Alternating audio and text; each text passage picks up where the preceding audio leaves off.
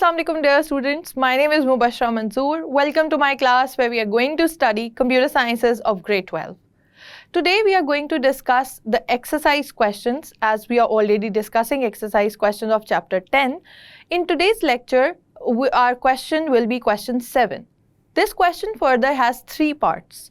पहला जो इसका part है, that is something where a program is given and you have to tell the output of that program with different input that was given in the question. उससे next question जो है part B, उसमें आपने memory के content बताने हैं before and after the execution of the program. And in the C part, there is an example already given in the book. You have to recreate that using scanf function. So let's move on to the board and see how we are going to do it. The first part or the A part of the question is that you have to show the output displayed by the program when the data entered are 10 and 15. यानी यहाँ पे 2 variables given है. Program obviously is given to you क्योंकि अगर आपको उन्होंने program दिया होगा तभी आप output identify कर सकते हैं. Now there are 2 methods to do it. एक तो तरीका ये है कि आप अपना editor खोलें, इस program को लिखें और execute कर दें. But when you have to do it in the paper or you have to dry run it as we call it, तो उसका मतलब ये हुआ कि हमें ये भी पता होना चाहिए कि अगर हमारे पास एडिटर नहीं है तो हम किस तरह से लाइन बाय लाइन एग्जीक्यूट करके देख सकते हैं उस प्रोग्राम को, या ये देख सकते हैं कि हम किस तरह से क्या इनपुट्स देंगे तो उसकी क्या आउटपुट्स आएंगी. इसको आज हम देखते हैं अपने इस लेक्चर में. We already know that the header files or the preprocessor directives के साथ जो भी चीज़ें लिखी होती हैं, that is not something that is going to be executed while the execution happens. तो हमारे पास जो void main के बाद जितना भी program होता है वो execute होना शुरू होता है. So let's discuss it line by line. First line is that says integer mn. That is simple declaration of the variables. यहाँ पे 2 variables declare कर दिए गए हैं जिनका नाम m और n है. We already know that 2 values are also given to us, which means that the values are of m and n respectively. यानी हमें जो इस variable में m की जगह 10 पुट करना है और n की जगह 15 पुट करना है और बताना है कि हमारे इस प्रोग्राम की आउटपुट क्या आती है. Then we have the next line. जब ये लाइन एग्जीक्यूट होगी तो हमें ऑलरेडी पता है कि डिक्लेरेशन के टाइम पे क्या होता है, मेमोरी में एलोकेशन हो जाती है, वेरिएबल्स की मेमोरी स्लॉट्स की एलोकेशन हो जाती है. यानी जब हमने ये प्रोग्राम लिखा और ये लाइन एग्जीक्यूट हुई तो ऑपरेटिंग सिस्टम ने या combined with the processor it actually assigned some memory location to variable m. उसने एक वेरिएबल क्रिएट कर दिया मेमोरी में at any available so and so address. उसने कहा कि ये memory location is reserve for m variable और वो m वेरिएबल इंटीजर टाइप का है. That is why it will be of 4 bytes. यानी कि ये 4 बाइट्स जो होंगे वो सिर्फ और सिर्फ रिजर्व होंगे फॉर वेरिएबल m.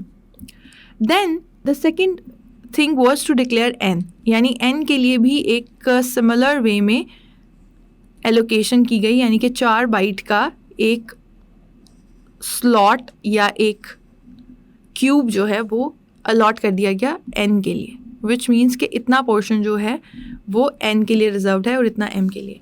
तो इस लाइन से बैक एंड पे सिर्फ इतना ही काम होगा, कुछ भी डिस्प्ले नहीं होगा या कुछ भी और काम जो है वो परफॉर्म नहीं होगा. सिर्फ डिक्लेरेशन हो जाएगी और उसकी एलोकेशन हो जाएगी मेमोरी की.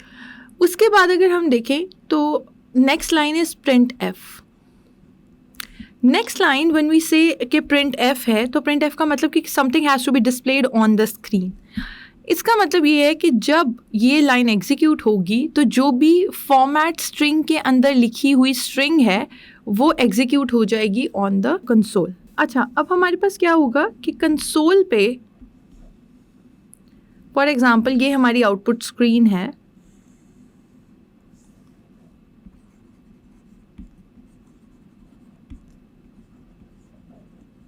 और as we call it console. अगर ये हमारी आउटपुट स्क्रीन है तो सबसे पहले जो चीज़ प्रिंट होगी वो होगी enter 2 numbers separated by commas. हमने सिर्फ इतना ही लिखा है कि, या प्रोग्राम में सिर्फ इतना ही लिखा हुआ है कि ये स्क्रीन पे प्रिंट करवाना है, तो ये स्क्रीन पे प्रिंट हो गया। अगर आप देखें तो हम यूजुअली ये प्रैक्टिस करते थे कि यहाँ हम \n भी दे देते थे, तो उसके साथ होता ये था कि नेक्स्ट लाइन पे कुछ प्रिंट होता था इससे, या नेक्स्ट लाइन या जो भी आप एंटर करेंगे वो इससे नेक्स्ट लाइन पे जाएगा। लेकिन यहाँ पे ऐसा भी कुछ नहीं किया गया, तो हम सिर्फ उतना ही डिस्कस करेंगे जितना यहाँ पे प्रिंट होने के लिए लिखा गया है। यानी अगर लिखा हुआ है enter 2 number separated by commas, तो ये एक फॉर्मेट स्ट्रिंग है जो कि printf के फंक्शन को दी गई है। इसका मतलब है it has to be executed, it has to be displayed as it is on the screen, तो ये एज इट इज स्क्रीन पर डिस्प्ले हो जाएगी। Then we have the other line which is scanf। अब आपको ऑलरेडी पता है कि ये लाइन आउटपुट के लिए होती है और ये जो फंक्शन है that is for input. scanf का मतलब ये है कि user has to enter something by the keyboard and the scanf function has to assign it to the variables जो कि वेरिएबल ऑलरेडी डिक्लेयर किए जा चुके हैं। सो फॉर एग्जाम्पल हुआ ये कि आपने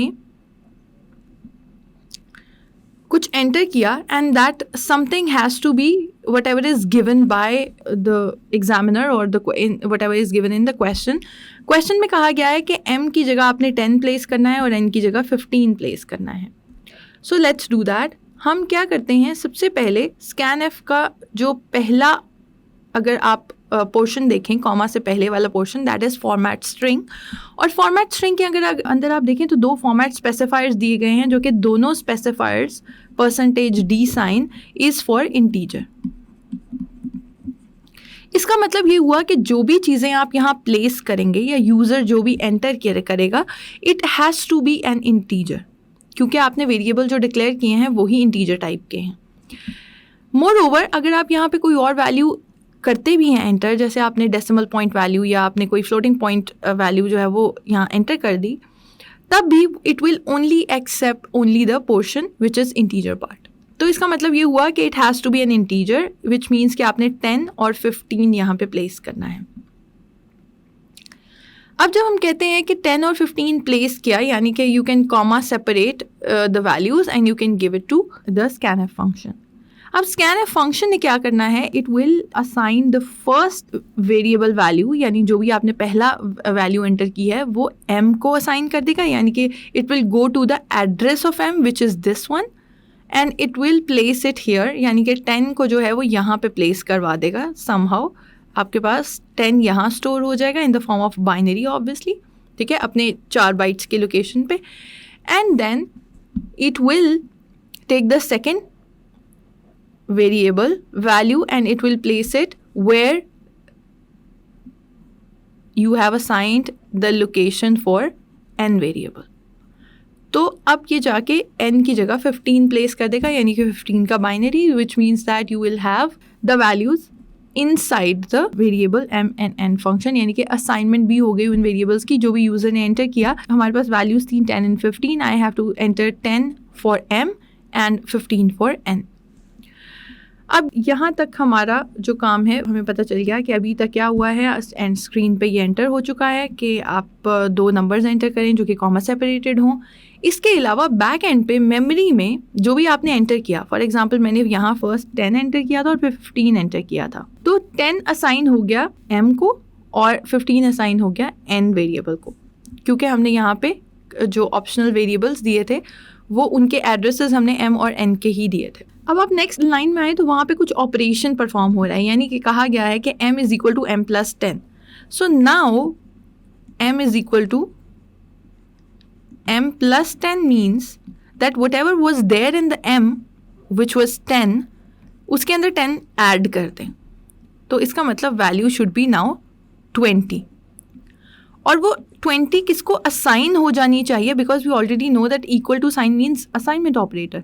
तो इसका मतलब जो आंसर आया है इनका वो भी असाइन हो जाना चाहिए m को, विच मीन्स कि यहाँ पे अब जो वैल्यू हो जानी चाहिए इट मस्ट बी 20, ठीक है।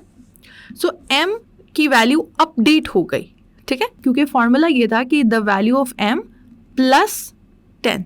So now we have m equal to 20। Next line पे आए तो हमारे पास एक फॉर्मूला है विच सेज कि n is equal to 5 multiplied by m.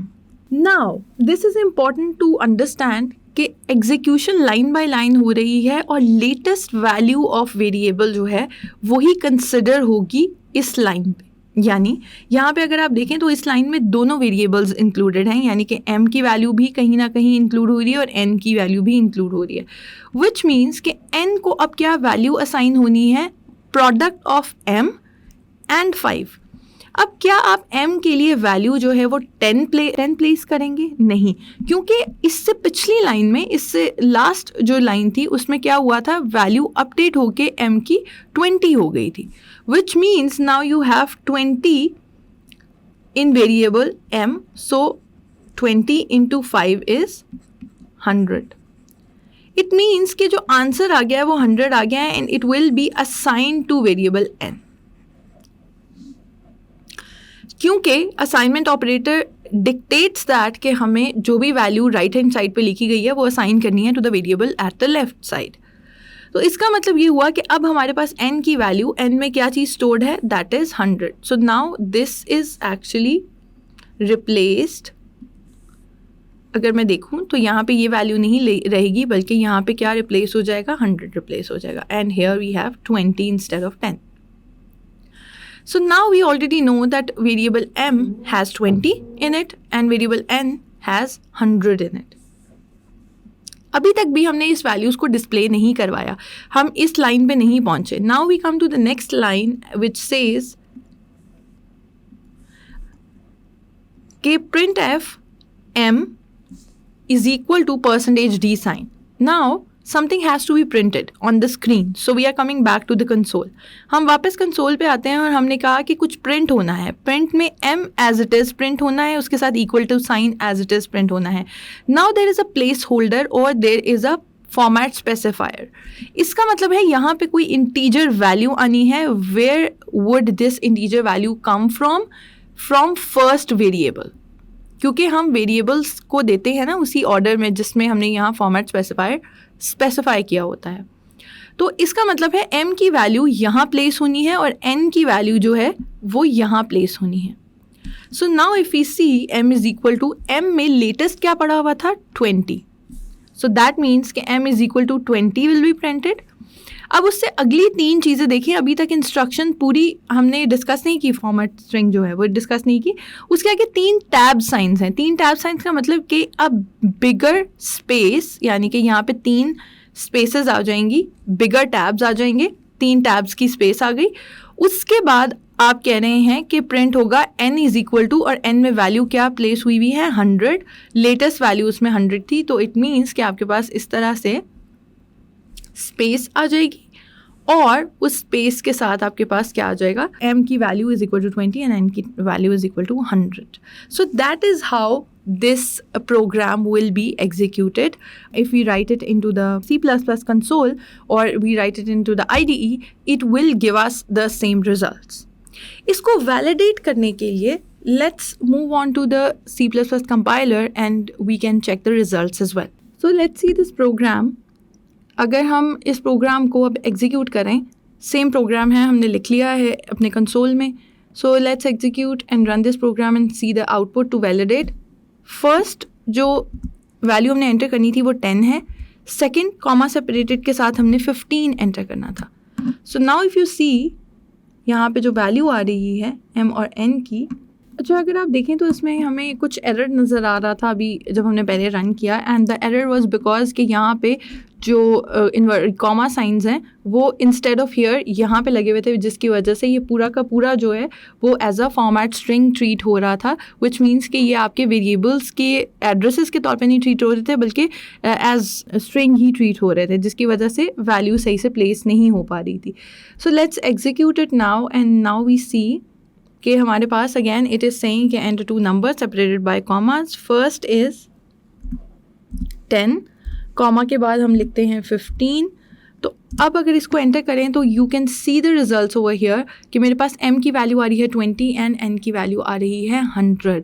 So that is also validated कि जो हमने ड्राई रन किया था उसी तरह से ही हमारे पास जो आंसर्स हैं वो आ रहे हैं अगर हम एग्जीक्यूट भी करते हैं तब भी. Now let's move on towards the part B of this question.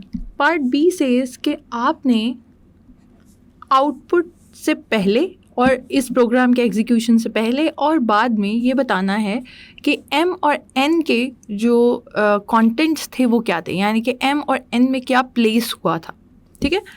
सो इससे पहले कि हम इसको एग्जीक्यूट करके देखें, because that would be more appropriate way to do it, क्योंकि कंसोल पे करने से आपको एक्चुअल पता चलेगा कि इससे पहले मेमोरी में क्या प्लेस हुआ था when you assign that memory location to m और n. लेकिन उससे पहले मैं आपको एक दो चीज़ें बता दूं कि जब भी हम कोई वैल्यू डिक्लेयर करते हैं, कोई भी वेरिएबल डिक्लेयर करते हैं at the time of declaration, अगर तो हमें उसे कोई असाइनमेंट नहीं करते, यानी कि हम कोई वेरिएबल को वैल्यू असाइन कर नहीं करते, या तो ऐसे होता कि I could say that m is equal to 10, तो असाइनमेंट भी हो जाती. लेकिन if we only declare the variable, तो उस टाइम पे क्या होता है, सिर्फ और सिर्फ मेमोरी में ब्लॉक असाइन हो जाता है टू दैट स्पेसिफिक वेरिएबल. यानी समथिंग लाइक दिस कि for example this slot is for m, और जो भी m की वैल्यू है वो आके यहाँ पे प्लेस हो जाएगी. But what happens before that, यानी जब ये मेमोरी इसको अलॉट की गई तब भी तो मेमोरी में यहाँ कुछ ना कुछ प्लेस हो सकता है, या हो सकता है यहाँ पहले से कोई गार्बेज वैल्यूज़ हों. तो नॉर्मली जब आप वेरिएबल को कोई वैल्यू असाइन नहीं करते तो उसमें गार्बेज वैल्यू होती है, यानी कोई भी वैल्यू हो सकती है जो कि ऑलरेडी मेमोरी में प्लेस्ड है या मेमोरी में ऑलरेडी पड़ी हुई है.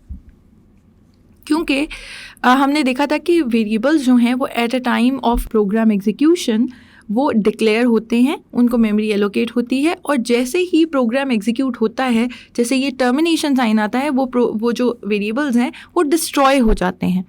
सो इसका मतलब ये हुआ कि ये कोई परमानेंट मेमोरी एलोकेशन नहीं है, it is temporarily for the execution of the program. तो यहाँ पे हो सकता है पहले से कुछ मौजूद हो जिसकी स्लॉट्स फ्री हुई और वो मेमोरी ने, या जो भी आपका ऑपरेटिंग सिस्टम है उसने वो ये मेमोरी जो है वो m को अलॉट कर दी. So let's discuss that by executing this program again. लेकिन उससे भी पहले हम यहाँ एक और printf का फंक्शन लिख देते हैं जिसमें हम m और n की वैल्यू जो है उसको सिंपल प्रिंट करवा लेंगे. m की एक वैल्यू है जिसमें हमने प्लेस कर दिया m की वैल्यू, और n में n की वैल्यू प्लेस कर दी, but we haven't asked it कि ये you have to take it from the user. So user से वैल्यूज़ लेने से भी पहले हम देखते हैं कि जब हमने डिक्लेयर की वो वेरिएबल की वैल्यूज़, वहाँ पे उस टाइम पे उस वेरिएबल में क्या मौजूद था. अगर यहाँ पे आप देखें तो आपके पास डिफरेंट वैल्यूज़ आ सकती हैं. जब हम अपने अपने लैपटॉप्स पे इसको रन करेंगे या कंप्यूटर्स पे रन करेंगे, there could be different memory allocation before that, prior to that. तो ये फिक्स नहीं है कि आपके पास m और n में क्या वैल्यूज़ आएंगी. अगर आप मेरे पास देखें तो यहाँ पे m में 0 वैल्यू और n में 1 वैल्यू आ रही है. I just got the variables printed in this function. मैंने उसे सिर्फ ये कहा है कि m और n की वैल्यूज़ प्रिंट करवा दें. एक में 0 आ रहा है, एक में 1 आ रहा है. बट आफ्टर द एग्जीक्यूशन वो कुछ और वैल्यूज़ आ सकती हैं. फॉर एग्ज़ाम्पल कि अगर मैं दोबारा से इसको रन करती हूँ, अभी भी it is asking me even before the execution of this portion it has printed some values जो कि इसमें ऑलरेडी मौजूद थी. ये डिफरेंट हो सकती हैं जब आप एग्जीक्यूट करेंगे तब, तो इसमें परेशान होने की ज़रूरत नहीं है. जो भी गार्बेज वैल्यू अवेलेबल वहाँ पड़ी होगी वो उसके अंदर अवेलेबल होगी. Now when I enter 10 and 15, तो it will give me different values of m and n. So now you can see that कि मेरे पास वेरिएबल की वैल्यूज़ जो हैं वो डिफरेंट आ रही हैं और पहले से वो डिफरेंट थी. So the content of m and n are 0 and 1 at my end before the execution of the program, and while I give the values 10 and 15 to these variables, तो मेरे पास आउटपुट जो है वो m और n की change होके आती है, which is 20 and 100. So that's how we can execute this program and show the contents of this program in the memory location. तो जैसे कि मैंने आपको बताया कि इसमें ऑलरेडी जो वैल्यू प्लेस्ड थी, maybe 0 was placed over there in my case, memory में जो उसको अलॉट हुई जगह, और यहाँ पे 1 प्लेस था n में, तो उसने मुझे वही वैल्यूज प्रिंट करवा दी, m की वैल्यू 0 और n की value 1, because it does not have any assigned value right now. Assign उसको तब होगी जब हमने स्कैन का फंक्शन अप्लाई किया और उसके बाद उसको एग्जीक्यूट करवा के देखा. So I hope you got the answer. जी, तो part C of this question is that you have given an example, जो कि आपकी बुक की एग्जाम्पल 5 है. अगर आप चैप्टर में से देखेंगे तो ये तो एग्जाम्पल 5 को कहा गया है कि आप उसी एग्जाम्पल को लें, यानी जिस तरह से मैंने यहाँ पे उस एग्जाम्पल को लिखा है, this example is exactly the same जो कि बुक में एग्जाम्पल 5 है. अब इस एग्जाम्पल को कहा गया है कि इस तरह से ट्रांसफॉर्म करें कि instead of using get CHE you have to take the input by using scanf function. So हमने इसको इस तरह से ऑल्टर करना है कि सिर्फ और सिर्फ हमारी जो इनपुट का फंक्शन है वो चेंज होके get ch की जगह scanf हो जाए, which means we have to change the syntax and we need to other alterations if required. ठीक है, तो इसी फंक्शन को हम देखते हैं. पहले तो मैं इसको रन करके देख लेती हूँ, तो आपको दिखा देती हूँ कि ये प्रोग्राम क्या कर रहा है. This program takes an input of the character. हमने get CHE का लेक्चर ऑलरेडी डिस्कस किया हुआ है, उसमें हमने इस प्रोग्राम को भी डिस्कस किया था. It takes the input, for example I put A as a character, तो it gives me ASCII code for A is 97. तो इसका मतलब कि वो मुझे उसका ASCII कोड जो है वो रिटर्न कर देता है, just because I placed %d sign और integer sign in the format specifier. तो वो मुझे इंस्टेड ऑफ कैरेक्टर उसका ASCII कोड जो है वो रिटर्न कर देता है. अब यही काम हमें scanf को यूज़ करते हुए करवाना है. We already know that the program will remain pretty much the same except for line 7. Line 7 में हमें फंक्शन get CHE यूज़ करने के बजाय scanf का फंक्शन यूज़ करना है. So let's use that. हम कहेंगे with scanf we give the format specifier, यानी कि हम उससे पहले ये बताते हैं कि इसमें स्ट्रिंग क्या होगी, यानी यहाँ पे क्योंकि कोई ऐसी चीज़ नहीं है जो हमने यूज़र से as a form of string लेनी हो, लेकिन हमें as a form of character लेना है, which means that I have to place the %C sign, क्योंकि format specifier for character is %C. और उसके बाद मैं ये कहूँगी कि जो भी यूज़र ने एंटर किया है as a character, place it into the character variable, यानी कि उस वेरिएबल में प्लेस कर दें. Go to the address variable CH is declared, और उसमें जाके ये वैल्यू जो है वो प्लेस कर दें, एंड CH की वैल्यू जो है हम यहाँ दे देंगे. यानी कि we have given, you already know the syntax of scanf by now. So इसका मतलब ये है कि हमने उसी प्रोग्राम को ऑल्टर कर लिया है using scanf function. Now we will execute this program and see if it works the same way. Now again, if you see, it's asking me please enter a character. Now I place A in it and it says ASCII code for A is 97. So it is working pretty much the same except for the fact that we have used scanf function instead of getCHE function. So that's how you can transform the given program जो कि example 5 में दिया हुआ है, उसको आप इस तरह से ट्रांसफॉर्म कर सकते हैं इनटू अनदर प्रोग्राम जिसमें आप scanf यूज़ कर रहे हों. आई होप आपको लेक्चर समझ में आ गया होगा. आपको ये समझ में आया कि हमने किस तरह से पार्ट ए में ये देखा कि अगर आपके पास एक प्रोग्राम गिवन है तो हम ड्राई रन करके उसकी आउटपुट बता सकते हैं इवन विदाउट कंपाइलेशन, लेकिन हमने वैलिडेट करने के लिए उसको कंपाइल भी करके देख लिया था. Then if you see, second part ये था कि आपके पास प्रोग्राम गिवन है और आपने ये बताया था कि उसकी जो वेरिएबल्स हैं उनकी before and after execution contents क्या हैं, यानी उन वेरिएबल्स में क्या क्या वैल्यूज़ जो हैं वो प्लेस्ड हैं ऑलरेडी. थर्ड पार्ट जो था वो ये था कि आपको एक प्रोग्राम ऑलरेडी गिवन है which is in example 5 of the book, और आपसे कहा गया है कि उसे ट्रांसफॉर्म करें यूजिंग scanf, यानी कि आपने जो इनपुट लेनी है वो scanf से लेनी है. सो हमने उन सबको 1 by 1 डिस्कस किया है. तो डियर स्टूडेंट्स, आज का लेक्चर आई होप आपको समझ में आ गया होगा. क्वेश्चन 7 के हमने तीनों पार्ट्स को डिस्कस किया है वन बाय वन। उसमें से first 2 parts were dry run and then we also discuss कि उसको अगर हम एग्जीक्यूट करें तो किस तरह से किया जा सकता है। इसी तरह लास्ट पार्ट जो था उसमें भी आपने देखा कि हमने रिक्रिएट किया एक प्रोग्राम को using another function which was scanf, और आपने देखा getch को किस तरह से आप यूज़ कर सकते हैं scanf को भी। But we have already discussed in the chapter कि क्यों getch की इंपॉर्टेंस ज़्यादा है इन टेकिंग कैरेक्टर इनपुट।